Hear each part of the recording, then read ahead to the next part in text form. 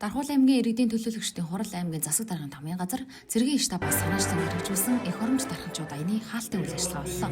Аяны хүрээнд итгэв санаачлагтай оролцож олон нийтийн үйл ажиллагааг амжилттай зохион байгуулсан төрийн байгууллагуудад талархал илэрхийллээ. Нэг сар үргэлжилсэн аяны хугацаанд иргэдийн оролцоог нэмэгдүүлэх, үндэсний ухамсар эх оромж үзлийг төлөвшүүлэх зорилгоор сургалт уулзалт, уралдаан, тэмцээн зэрэг олон талт арга хэмжээнүүдийг зохион байгууллаа. За энэ аян маань одоо үндсэндээ 3 үе шаттайгаар зохион байгуулагдсан.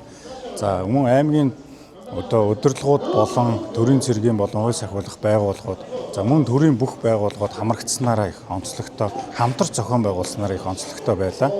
За мэдээж одоо гэрэлт ирээдүй болсон хүүхэд залуучуудыг эх оронч үзэлтэй болгох за энэ олон талт ажил арга хэмжээг бид нар хамтдаа зохион байгуулад өнөөдөр үндсэндээ одоо хаалтын арга хэмжээг хийж байна.